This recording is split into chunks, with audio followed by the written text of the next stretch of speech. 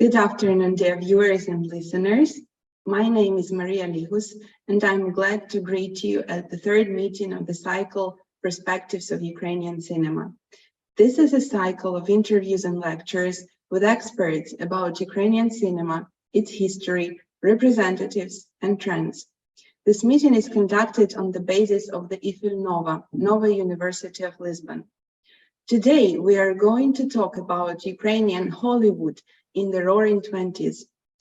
In this period, the Ukrainian film industry was established and flourished under the all-Ukrainian photo cinema administration. The 1920s were a time of Ukrainian cultural revival in all spheres, especially cinema. A lot of young, talented, and ambitious artists created remarkable films of different genres known in Ukraine and abroad. Unfortunately, this success abruptly ended up with the executed renaissance of the 1930s, when the majority of Ukrainian directors, actors, and editors were murdered by the Soviet authorities, and films were prohibited or destroyed, as well as a production infrastructure. Due to the totalitarian politics of memory in the Soviet state, their names were erased from the public discourse for decades. However, since the 1960s, Ukrainian artists and scholars have revived the cultural memory of this artistic generation. What was the national character of Ukrainian cinema of the 1920s? Was there a borderline between it and the Soviet myth? We will discuss these issues with Oleksandr Teliuk, a Ukrainian film scholar, filmmaker, and the head of the Dovzhenko Center's Film Archive Department. Oleksandr is a co-curator of film programs and exhibitions at the Film Museum of Dovzhenko Center, a co-editor of books, Cinematographic Revision of Donbas, Chornobyl Invisible, Ukrainian Film Critic Anthology of the 1920s, and also curator of many film programs of Ukrainian archival films at the international film festivals. Oleksandr, I'm very honored to meet you today. Thank you for being here and agreeing to share your knowledge. Thank you for the invitation. I'm glad to see you.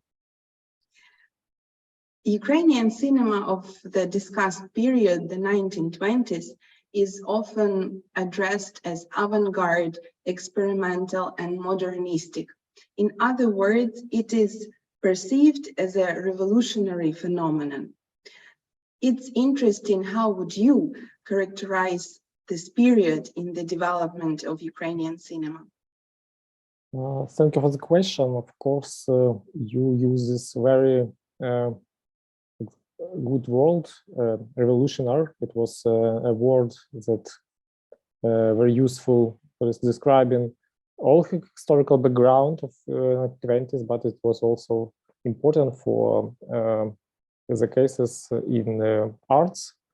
And when we use this word revolutionary, we in Ukrainian context, of course, we mean not the October Revolution, not the Bolshevik Revolution, but also this also, but mostly we use it in context for Ukrainian Revolution, like a complex event of struggles during quite long period from 1917 till 1922, and the highlight of this period was, of course, the first establishment of Ukrainian independence in 1918, and it was very bright but brief period, but it remained in people's imagination. So Ukrainian intellectual elites, after this event, they could think and imagine Ukraine as independent country, as a subject, as a historical subject. And it was also significant because they understand that Ukrainian language could be used not only for everyday speaking, but also for they understand that it could be used for literature, because we had a quite interesting school of Ukrainian writers from 19th century. But after this revolution, Ukrainian intellectuals understood that Ukrainian could be used also for describing, for governing, for creating institutions, and it was a new knowledge. They get this knowledge and they created it, and it's very long prologue to the cinema, but it is important to mention, to emphasize that this is very complicated historical background, and when Bolsheviks won this war and Ukrainian became not Ukrainian independent Ukrainian People Republic, but Ukrainian Socialistic Republic as a part of Soviet Union, Ukrainian elites still remember about this short period of revolutionary period. But at the same time, on the other hand, they also believed, most of them, especially the most avant-garde artists, they also believe in Soviet project. It's important also to emphasize that during 1920s, before this Stalinist project, this repression started, part of Ukrainian writers and artists, they strongly believe in that Soviet project would be useful for Ukraine as well. And as a proof of this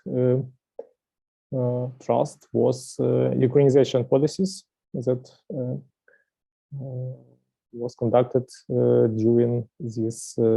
It started at 1923, and during all 20s it was Ukrainization policies. And for cinema, it means that script writers could write the films in Ukrainian, and the language of intertitles also was Ukrainian. But in general, it means that also education in Ukraine was in Ukrainian, and media, newspapers and magazines also published in Ukrainian. It was a new stage for Ukrainian identity, because it was first decade in Ukrainian history when this Ukrainian became so widespread and in very different spheres. So when Ukrainian cinema of 1920s appeared, they was created by people who have this kept this revolutionary idea of a new epoch, of new country. Well, it's not independent Ukraine, but it's a country where we could realize our needs and our Ukrainian identity. And it was a mistake, because lately all Ukrainization stopped and repression started. But from the beginning of 1920s to the end of maybe to 1930, this revolutionary belief was still actual, and it was a point where Ukrainian cinema also started, and this enthusiastical mood, it's like an engine for this Ukrainian cinema development. So Ukrainization first, then secondly, the possibility to create own institution. And Ukrainian Soviet Republic, they had this possibility to create their own film administration. It's called, we call it Buvku in Ukrainian, but we could translate it as All Ukrainian Photo and Cine Administration. So it's an institution who operate with all cinema issues in Ukraine. And it was monopoly. They had this monopoly to film production, film distribution. And but what is important that the decision makers were here in Ukraine, in Kharkiv, later in Kiev, and they even could have some international affairs with film studios all over Europe, and it was very specific situation, very short but important period when these liberties for Ukrainian culture institution were possible. It's like a background base for this cultural revival. So we had revival in literature, in arts, but in cinema as well, and it's maybe the most successful period in Ukrainian cinema. Of course, we have another revival in the 60s, but it was totally different. And we have during Ukrainian independence some waves in the 90s and maybe these days, but in 1920s it was the first great period, and but again very short, because even it was even not 10 years, it was shorter because all Ukrainian photo and scene administration, it was established only in 1922, and first year they didn't have budgets for the filmmaking, and only second part of 20s was very productive and successful. Thank you. So I would say not only the films created during this period, a lot of them were revolutionary and modernistic, but also in general the period, because art is always rooted in social cultural realm. So it is very interesting that you pointed this aspect, and maybe here we could compare this period to the period of 1920s in the history of the US. That is why the title of our meeting, this expression, Ukrainian Hollywood, is a metaphor because of the success of Ukrainian film industry during this period. You have mentioned WUFCU, the All Ukrainian Photo Cinema Administration, and we can compare it also to the American film industry in the Roaring 20s. In 1927, there were two film studios that already functioned in Odessa and in Yalta in Ukraine, and also Kyiv Film Studio was just found. At that time, it was the biggest studio in the Soviet Union. Moreover, in 1927, WUFCU produced 40% of the all-union film production. And thanks to this institution and the efforts of its members, Ukrainian films were demonstrated in many countries like Germany, France, the Netherlands, the US, Canada, etc. And Ukraine itself was perceived as a new film land in Europe. And no wonder this international recognition of Ukrainian achievements unfortunately caused a negative reaction in Moscow. This institution was blamed for the decay of the Russian film organization, especially Sovkino, Soviet cinema, that was a monopolist of film distribution in Russia.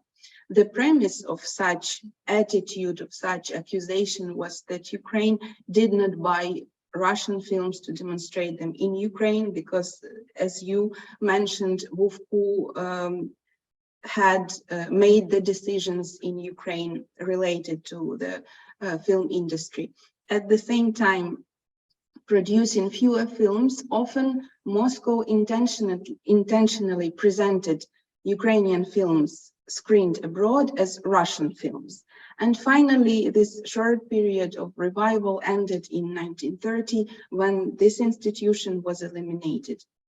In your opinion, why was WUFCU the most progressive and successful state institution for film management, not only in Ukraine, but, as we see, according to the reaction of Moscow, also in the Soviet Union in general? Thank you very much, Maria. I should mention all the statistics, but maybe, yeah, thank you that you also said about it, because it's not only about some institutions and some infrastructures, but first of all, it's always about films itself. And yeah, it was enormous amount of films that they produced.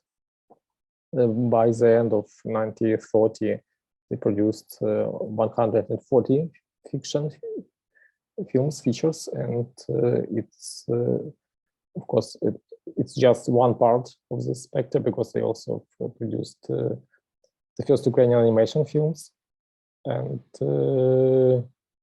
a lot of documentaries, educational films, technical films, cultural films. So it's very big range of what they produced, but also they created and built new cinemas all over Ukraine, and even in villages they used cars with projectors to spread these films and distribute them. Moreover, during this period, the first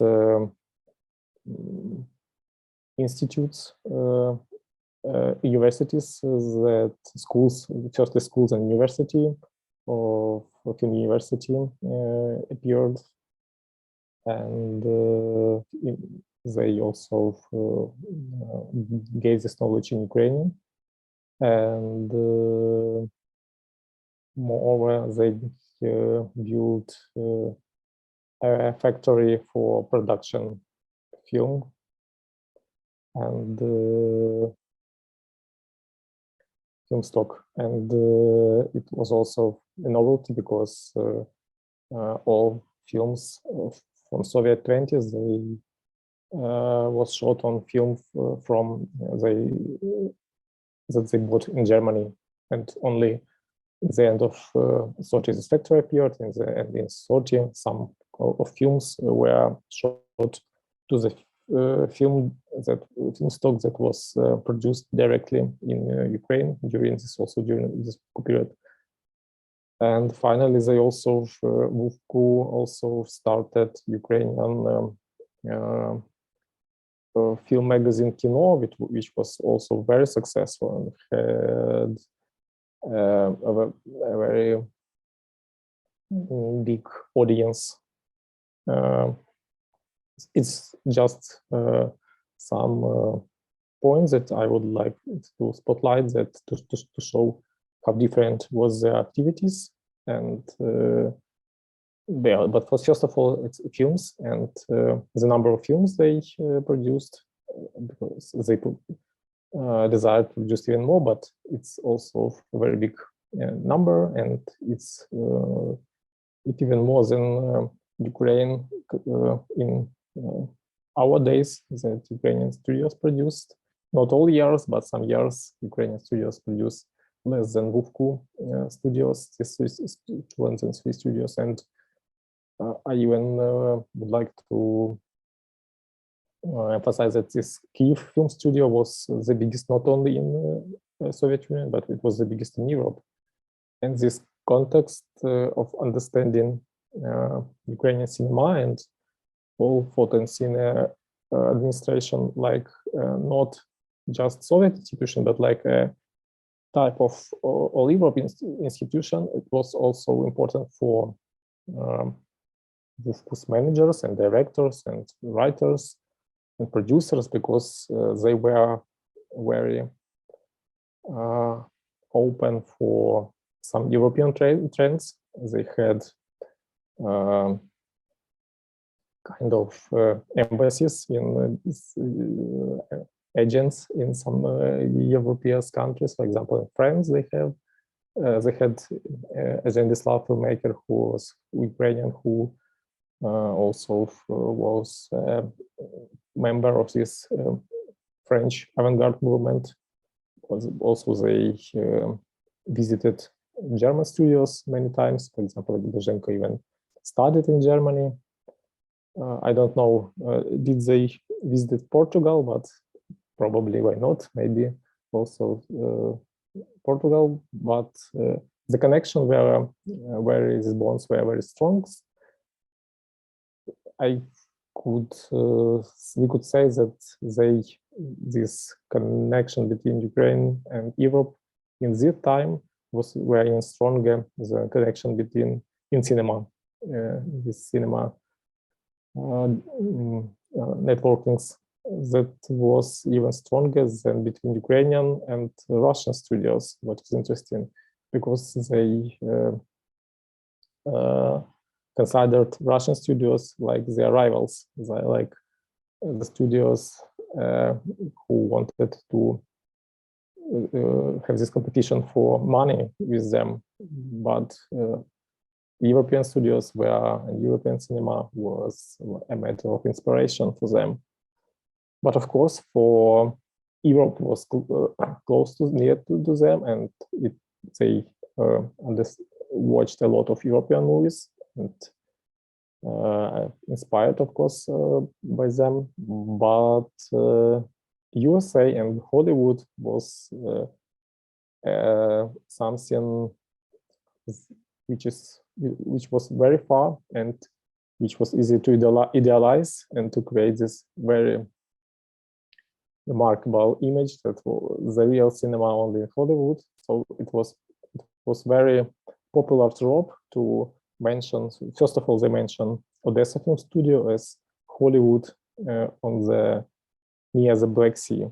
Then, when this Kyiv Film Studio was built and they can produce films, they called Kyiv Film Studio like Hollywood near Dnieper River. And what is interesting, in 30, not Ukrainian, but Russian producer he was head of Sovkino, Boris Shumatsky. He also mentioned and used this trope like for Soviet Hollywood, for all studios of Soviet Union. He had this idea to create some integrated studio from all studios of Soviet Union. He used also Hollywood like a reference to this Soviet film infrastructure. So yeah, Hollywood is really a powerful idea for 20s, but I should say that from artistics in terms of art and in terms of intensively of historical events, I guess Ukrainian filmmaking of the period, it could be as much interesting as Hollywood films from the period. Of course, it's technically more poor, but in ideas and in this wide range of genres that were in Ukraine, I think our Ukrainian films could be on the same level. Thank you. So I guess we could admit that Vuvku was a great enterprise that had an authority not only in Ukraine, not only in the Soviet Union, but also was very well known abroad too. And you mentioned that during this period, there were a lot of films, more than 100 films created in Ukraine. And let's talk about these films. They were produced, but now we have access only to 1/4 of those films, because only 1/4 was saved because of the Stalinist repressions of 1930s. Moreover, many films are still preserved beyond the borders of Ukraine. But still we can rely on those films that we have, that survived. And we also can refer to the reviews of the disappeared films. What were the genres of those films? And what Ukrainian films of that period do you consider to be the most significant, both artistically and culturally? Thank you for the question. First of all, it's very meaningful that you mentioned this current situations that we have. Not all films were preserved, and it is very, very interesting. And maybe we will talk about it, but we had this project Lost and Found because it's like our label for this period, that something we found and we have it, could operate and could analyze these films, but a big part of films that were produced are considered as lost, and not only repression were the reasons that we do not have them, because there were not such stage where Bolsheviks just burned our Ukrainian films in fire. We hadn't this, fortunately, but we had other reasons why these films were lost. First of all, because the idea of preservation, of conservation of some films were not obvious in the period, and fortunately it is obvious now, and apparently that we preserve all films now, but in that period this after revolution are very, very rapid epoch. People didn't think that they should preserve films, and there were not. Who has like a kind of filmotheque, but it was an archive, film archive, and they were not conditioned to preserve all these films because the idea of film archives appeared late in 1930s only. And also a lot of films from the period, they were shot on very sensitive film material, and which is easy to burn. And it was quite a popular situation in some villages.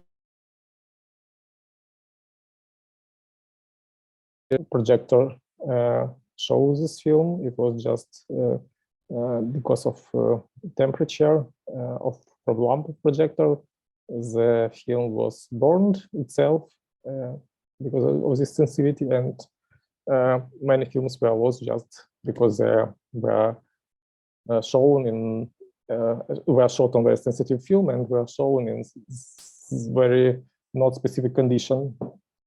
But anyway, we have a long list of film, and the best, I guess, the best films of 1920s, maybe except one or two titles, fortunately preserved. Of course, I need to mention Oleksandr Dovzhenko's films. It's like a very famous brand of Ukrainian cinema. Dovzhenko, one of Dovzhenko's films is considered as lost, but 5 other his films from 20s, we have it in Ukrainian archive. 3 of them are the most well known, and the film Os, it's the title that people mention the most. It's a title that was in this list from British Film Institute as the best films of all times, and only Ors from Dovzhenko's heritage we have in this list. And I think this means that critics and archivists all over the world know this film as a prominent Ukrainian feature. But I also need to mention Dzigavertov's works. Usually people know Dzigavertov and his notable Man with Movie Camera, but frequently they do not know that it was produced by Ukrainian studios in Ukraine, in Odessa and Kiev, and produced by Vuvku.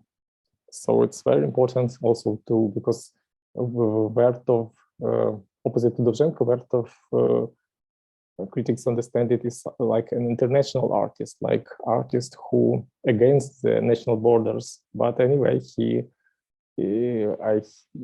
I'm sure that he wasn't able to produce this film if Vuvku didn't have their policies and because Vuvkolsov had much more weaker censorship than it was in Moscow, and it was one of this reasons of success that the atmosphere on film studios in Ukraine were much more liberal than in Moscow until 1930. And the films that present Ukraine on different European, there were not festivals at the time, it was just screenings and some occasions, some exhibitions maybe of films, and exhibition of different art, but films were part of this exhibition. And also Dzygovertov's brother Mikhail Kaufman shot his famous In Spring in Kiev, and it was a film that also was shown in Europe in that time. And the films that were shown in US and Canada were two Ukrainian historical blockbusters. One of them, Taras Shevchenko, about the prominent Ukrainian poet, and another, Taras Drasila, about Cossacks leader. And I guess diaspora in US was invited these films because it was a historical topic, understandable for them. And these two blockbusters were the most expensive films of Vuvku in their budget. They were, of course, they were lower than in Hollywood, the real Hollywood, but anyway, for Ukrainian Hollywood, they were quite expensive.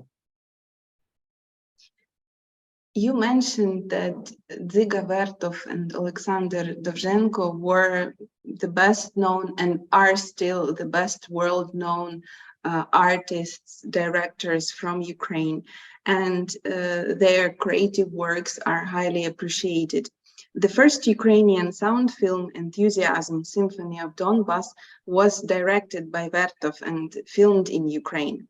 Charlie Chaplin praised this film, saying, "I regard Enthusiasm as one of the most exhilarating symphonies I have heard. Mr. Dzyga is a musician. The professors should learn from him, not quarrel with him." Oleksandr Dovzhenko is the author of the masterpiece Earth and other films like Ukraine in Flames, Venigora, and Arsenal. Peculiarly, Vertov directed predominantly documentaries and Dovzhenko fiction films. Both artists shared the idea of the Soviet project. As you told many Ukrainian artists of 1920s, they were dreaming about Ukrainian prosperous future even within the Soviet state. But that's interesting that Lyubomir Hoseiko, a French film scholar of Ukrainian origin, considers Vertov actually to be a random figure in Ukrainian cultural space, whereas Dovzhenko as a talented artist who rejected his background. So it's a kind of a negative perception of these two figures. What do you think about it? Should we reconsider the creativity of Dzygovertov and Dovzhenko today, especially in the context of the decolonization of Ukrainian cultural space? Yeah, now in Ukraine we have a lot of such discussions, and I'm a bit, to be honest, a bit exhausted of this discussion, because for me it's also clear that it's like a part of our history. It should be included in these narratives, historical narratives, and analyzed and from different perspectives, but not erased, because erosion is more imperialistic intention, but Ukrainian democratic society, and I think it could find these possibilities to talk about complicated topics, about some contradictions in Ukrainian history, because we have a lot of them. Yet very good question, also because all this period from 1920s, and I think maybe all Soviet period in general, it's a matter of big discussion in Ukraine because, but at the same time, it is, yes, because of everybody, researchers would like to extract this true Ukrainian grains from all the Soviet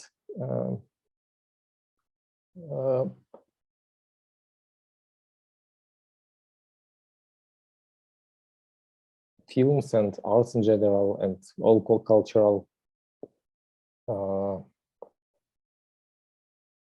events. But what was a tragedy and a reality of Soviet period, that people, Ukrainians who worked and contribute somehow to the Soviet projects, to its cultural workers, all kind of professionals, they always have this inner discussion, and they have this double or multiple identity,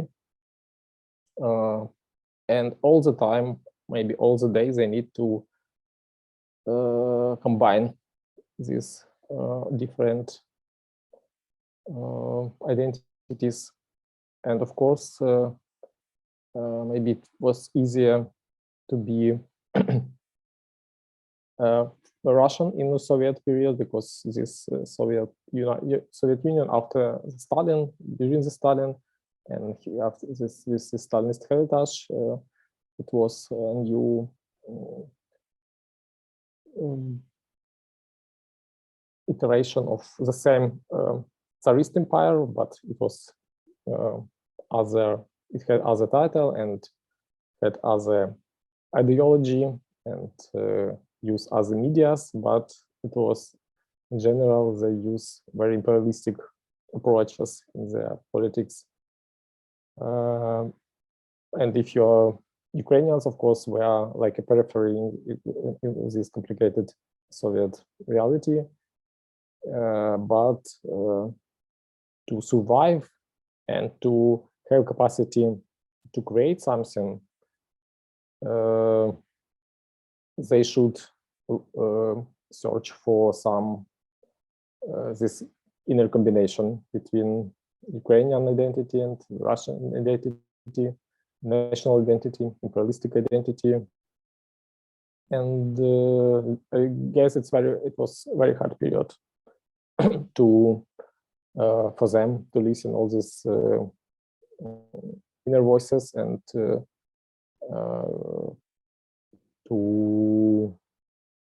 try to survive, because it was also not also, but often it was about how to survive, especially in 30s.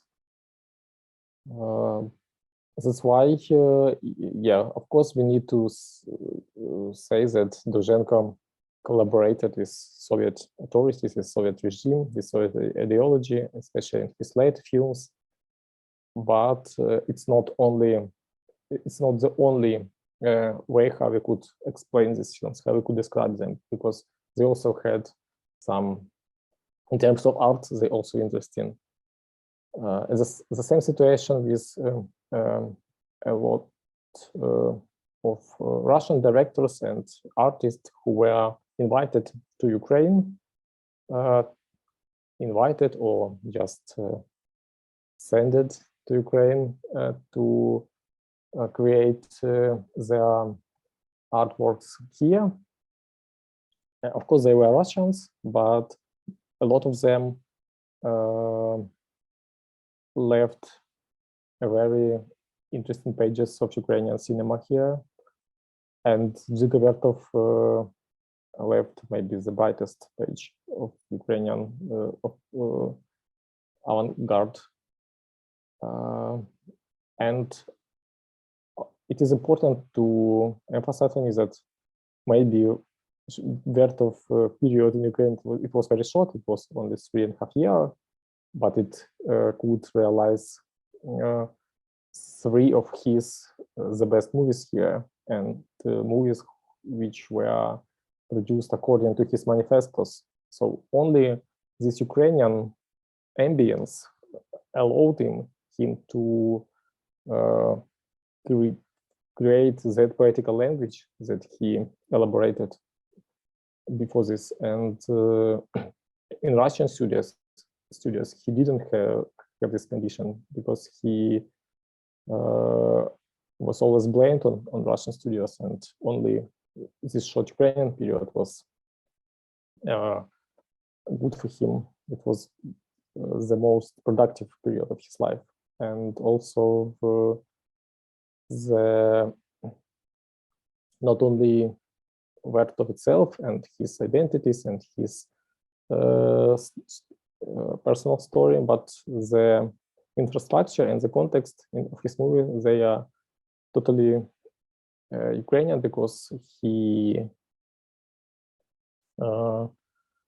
shot Ukrainian cities, and we have these very rare images of Ukrainian everyday life from 1920s, thanks to his movies.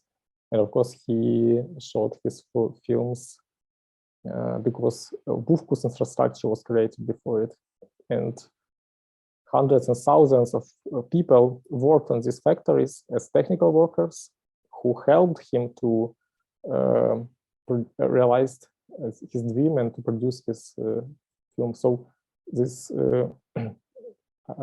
Ukrainian films frequently are not only directors, and in this case, this Ukrainian percentage of these artworks is very, very big, because all the background around these Russian directors who came to Ukraine were very powerful. And I think that if we consider these films and artworks in terms of some economical development, it's hard to avoid this Ukrainian influences and impact. So for me, as you see, it's a hard question, but for me, we should consider Vertov and many other directors from Russia, for example, Pyryev, Barnett, Abramron. There were a number of them. Consider them as a part of Ukrainian culture. It was after Russification started in 40s. I'm talking not about Vertov, but about these other names. But in case of Vertov, he shot silent films, and then enthusiasm like a symphony film, with where not language but music and noises create the sound part. In his case, anyway, he was very he found very organically this membership in this Ukrainian reality of 1920s. And if we open and discovered newspapers from this period, Ukrainian authors, journalists, they were very happy that Vertov came, and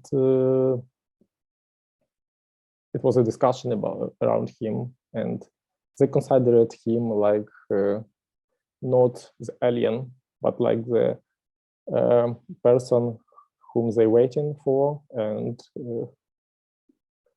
they were glad that he contributed to Ukrainian cinema and to Ukrainian films that later also will be shown in Europe. Yeah, complicated but interesting question. I would like to agree with you, because I also think that a lot of artists had not only Ukrainian identity, but also as it is called, adjusted identity, not only in the 20th century, but also earlier when Ukraine still was a part of the Russian Empire and Austrian Empire. And nowadays it's very significant not to exclude all those people who contributed to the formation and the development of Ukrainian culture, but examine and trace the connections. So I think that it is very relevant nowadays not to think about some representatives who even, as we may say, collaborated or were in a very close contact with Russian authorities or created according to the Soviet canons, not to exclude them from Ukrainian cultural space. And finally, I would like to address the role of Oleksandr Dovzhenko National Center and Ukrainian National Cinema Archive as an institution that plays an extremely important role in preserving and restoring our cultural heritage. Since 1994, the Dovzhenko Center has been gathering, preserving and processing Ukrainian films and documents related to the history of Ukrainian cinema. Dovzhenko Center also popularizes and examines national cinema heritage. Together with your colleagues, you managed to renovate and modernize some Vuvkus films within the projects Kolodzigi, that is ongoing since 2012, and also the project that you already mentioned, Lost and Found, realized in 2019. In particular, Oleksandr Dovzhenko's most famous silent film Earth was renovated within this project, and it was also accompanied by the authentic music of Daha Bracha, a Ukrainian folk music band. By the way, this film, the renovated film Earth, was also demonstrated at the festival Doc Lisboa in October 2022. And now I suggest watching just a short episode from this renovated film. I will demonstrate my screen.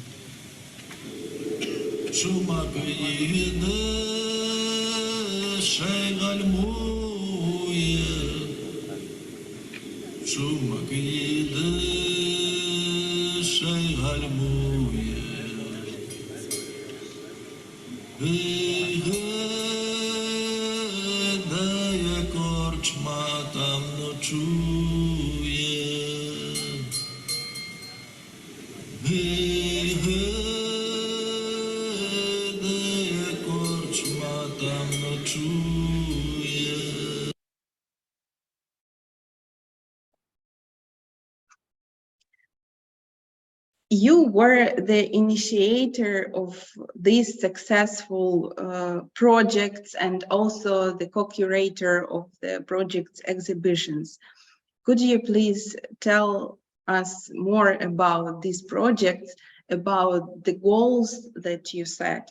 And also, I think it is very interesting to know about social and cultural impact of these projects. Thank you very much for this high evaluation of the Dovzhenko Center works. And yeah, I wasn't the only initiator. We have a big team of scholars, researchers, and archivists were engaged in these processes. And yeah, we are also very glad to present us on the Doc Lisboa, and we are open to because we have a lot of silent film with contemporary accompaniment. And so we would be grateful if other Portuguese festival invite Ukrainian films to screen them. Yeah, but this process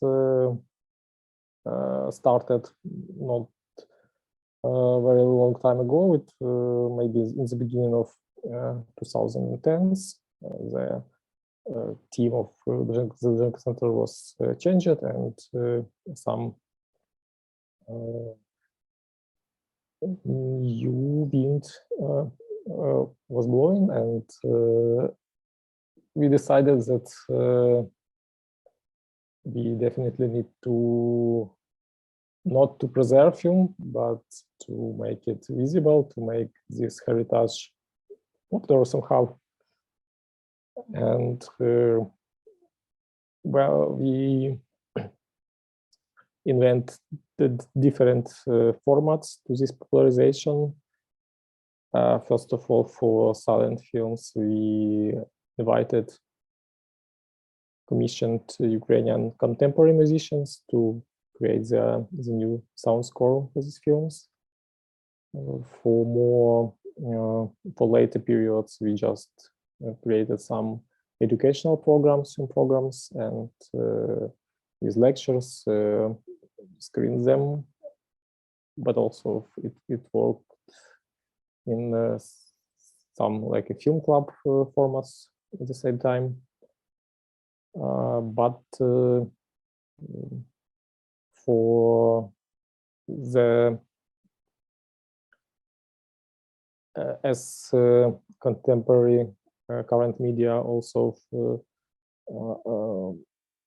offer diverse tools for online distribution, we decided to create some online projects, and we have online projects about the wuvku.org website with all the films from that period, with synopsis and our short articles. It is in English also as well. But one of the projects, the types of the projects that we decided to conduct were exhibitions. So in our space in Kiev, we find the capacity to arrange a couple of exhibitions. Unfortunately, now because of this horrible war, we do not have exhibition, permanent exhibition, temporary exhibition, but in 2019 we opened Museum of Cinema, and the Wuvku was found was the first exhibition that was presented in the period of preparation of this exhibition, but even before, we discovered that our filmography of Ukrainian silent films is not full, and a lot of titles, some of them considered as lost, but we know that some of them are in different archives, most of them in Moscow, but some of them were also in European archives, and we also arranged this work of hiding, looking for hide films and returning them to our archive. And we found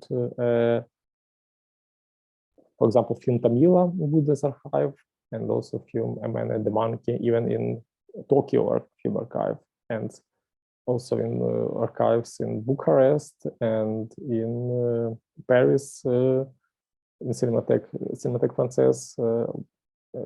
We also found some titles from this the earliest, but the greatest period of Ukrainian cinema. So it was also part of our activities when Dovzhenko Center not only preserving what it has, but also tries to make this collection bigger. Because of course we do not have this. We understand that a full collection is impossible, but anyway, to make it more full and to collect Ukrainian films in one place, in security, in correct conditions. Because again, we are talking about sensitive film material, and it's important to keep conditions for these materials. And so yeah, it's very significant for us to amplify our collection, to create these conditions to preserve, but now it's also very, very meaningful for us. It's to make it visible, to make it popular. And the previous year, 2022, partly because of war, and it was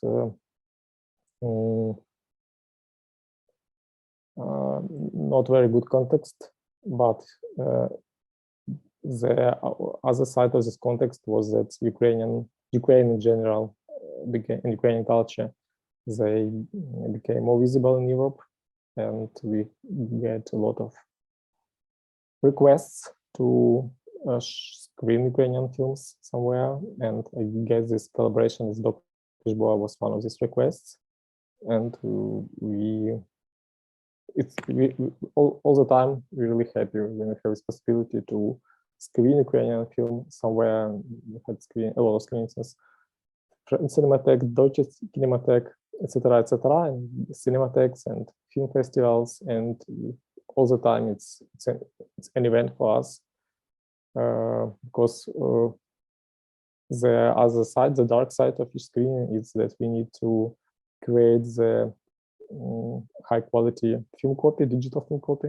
We need to create English subtitles for it. You need to find to scan some promotional material. So each request, it follows with this also research work. So it's not, so everything is linked in this process. And it's really happy that we have this impact of Ukrainian culture popularization.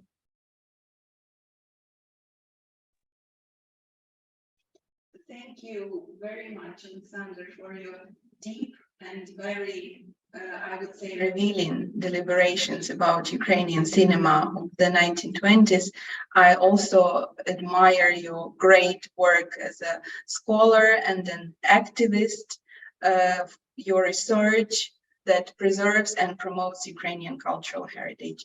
Thank you very much for this interview. I wish you success in your further work, despite all the challenges, and for us all, victory and glory to Ukraine. Glory to heroes. Thank you very much, Maria.